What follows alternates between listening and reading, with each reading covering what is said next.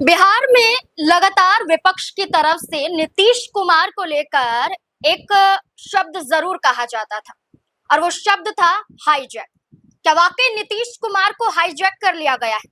क्या नीतीश कुमार जो बिहार के मुख्यमंत्री रह चुके हैं, क्या अब उनके पास इतनी भी पावर नहीं है कि वो जेडीयू के फैसले ले सके? क्या इतनी भी पावर नहीं है कि नीतीश कुमार अपने बलबूते जेडीयू के अंदर नेताओं, विधायकों और सांसदों से मुलाकात कर सके? क्या नीतीश कुमार के आगे जेडीयू के अंदर से कुछ ऐसे चेहरे सामने खड़े हुए हैं जो नीतीश कुमार के फैसले लेने के बजाय खुद ये फैसले लेते हैं और ये तय करते हैं कि नीतीश कुमार को क्या करना चाहिए, अब जेडीयू को कैसे चलाना चाहिए और बिहार में कैसी तस्वीरें आनी चाहिए, वो ये नेता तय करते हैं।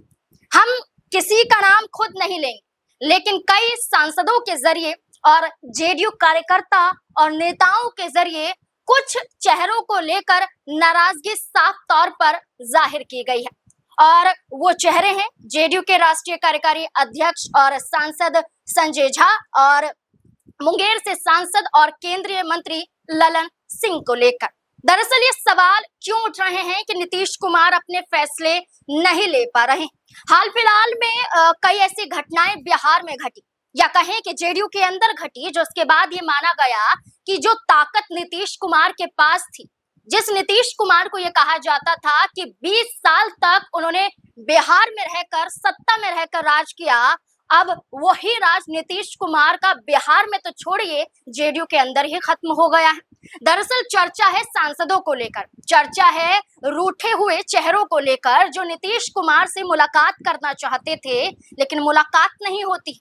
वो लापरवाही को लेकर जो नीतीश कुमार जब देखते हैं तो फटकार लगाते हुए नजर आते हैं। वो नीतीश कुमार जो दबाव में बीजेपी के नजर आते हैं और अपने बेटे को आगे करने के लिए मुख्यमंत्री कुर्सी को भी त्याग देते हैं, ऐसा विपक्ष का कहना है। क्या मामला है?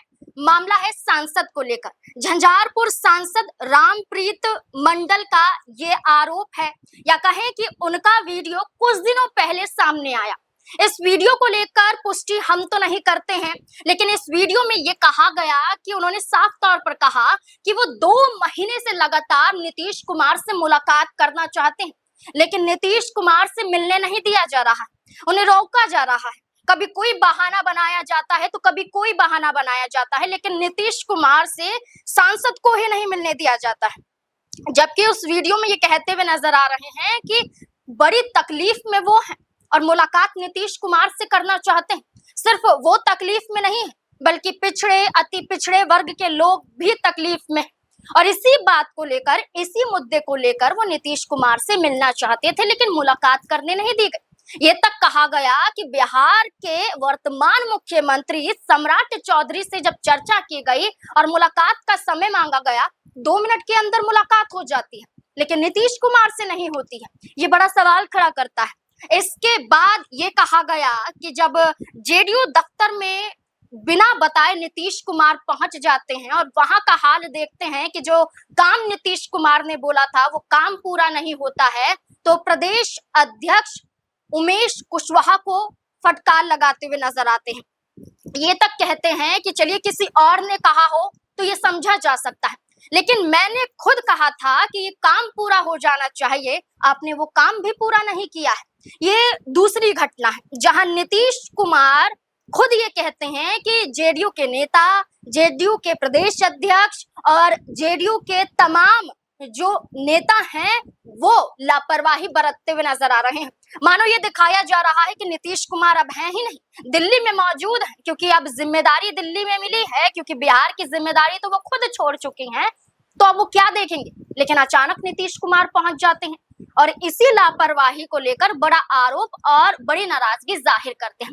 तीसरा मामला होता है यहाँ आरसीपी सिंह को लेकर।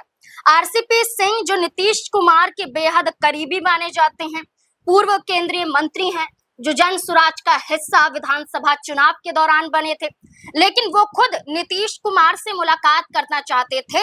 लेकिन ये कहा गया कि संजय झा और ललन सिंह ने साफ तौर पर इनकार कर दिया कि आरसीपी सिंह नीतीश कुमार से मुलाकात नहीं कर सकते हैं, और उनके तमाम कार्यकर्ता वहीं पर विरोध प्रदर्शन करते हुए नजर आते हैं और ये तक कहते हैं कि आखिरकार नीतीश कुमार से मुलाकात क्यों नहीं करने दी जा रही। ये मामला 27 जून का है और इस मामले को लेकर ये कहा गया कि नीतीश कुमार से मुलाकात नहीं करने दी गई और इसमें ये दो बड़े चेहरे सामने आए। लेकिन जब वहां पर हंगामा हुआ और जब ये सब कुछ देखा गया तो लगभग घंटों बाद जाकर आरसीपी सिंह को नीतीश कुमार से मुलाकात करने दी गई। अब ये देखिए, आरसीपी सिंह के बारे में चर्चा करें तो जेडीयू में 2010 में शामिल हुए थे, राज्यसभा सांसद बने थे 2010 और 2016 में। इसके बाद नीतीश कुमार ने बड़ी जिम्मेदारी दी थी 2020 में। ये जिम्मेदारी थी जेडीयू पार्टी के राष्ट्रीय अध्यक्ष के तौर पर। 2021 में वो केंद्रीय मंत्री भी बने, लेकिन 2022 में राज्यसभा चुनाव के दौरान उन्हें आगे नहीं किया गया। नाराजगी जाहिर की, इस्तीफा दिया, अलग हुए, बीजेपी में गए, बीजेपी से अलग हटे और हमने 2025 में जनसुराज में उन्हें शामिल होते हुए देखा था। लेकिन अब वो ये चाहते हैं कि जेडीयू में वापस आ जाएं और इसी सिलसिले में मुलाकात होनी थी, लेकिन मुलाकात नहीं की जाती है। तो ये तीन ऐसी घटनाएं हैं जो ये बताती हैं कि नीतीश कुमार खुद आगे आकर फैसला नहीं ले पा रहे हैं। इतना ही नहीं, आपको ये भी बता दें कि जब बिहार का मुख्यमंत्री तय करना था कि नीतीश कुमार नहीं तो कौन, जेडीयू की मांग थी कि निशांत कुमार को बनाया जाए। लेकिन यहाँ पर जेडीयू के अंदर से ये तक कहा जाने लगा, नाम न बताने की शर्त पर कुछ नेताओं ने कहा कि इसके पीछे ललन सिंह, संजय झा का हाथ है।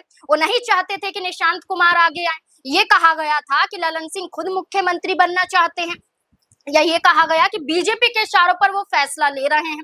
तो ये तक देखा गया कि सम्राट चौधरी को मुख्यमंत्री बनाया गया। उस दौरान जेडीयू दो धड़ों में बट गई थी, एक जो समर्थन कर रही थी, दूसरी जो नाराजगी जाहिर कर रही थी। और ये तक कहा गया कि वो जेडीयू को छोड़ देंगे क्योंकि ये फैसला उनके हक में नहीं हुआ।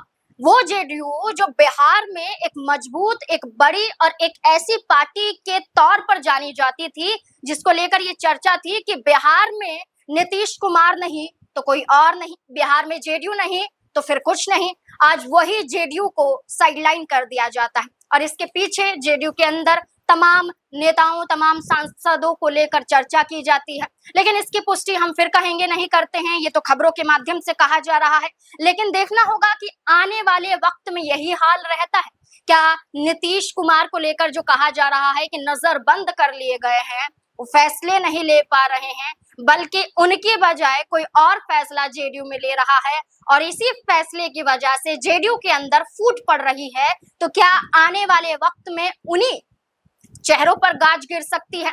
क्या आने वाले समय में नीतीश कुमार कोई बड़ा कदम उठाने के लिए मजबूर हो सकते हैं? क्योंकि निशांत कुमार को स्वास्थ्य मंत्री बना दिया गया, इसके बावजूद देखिए वो चेहरा अब नजर आ रहा है, कहीं नहीं दिखाई देता है। और कई ऐसी वीडियो सामने आई जहां निशांत कुमार पर उंगली उठती है, आपका विभाग, आपका मंत्रालय, लेकिन जिम्मेदारी आपकी नहीं। अब ऐसे में नीतीश कुमार ने अपने बेटे को आगे तो किया, त्याग दिया, अपनी कुर्सी तक छोड़ दी और अब ये तमाम चर्चाएं हो रही हैं कि नीतीश कुमार हाईजैक हो गए हैं, फैसले नहीं ले पा रहे हैं।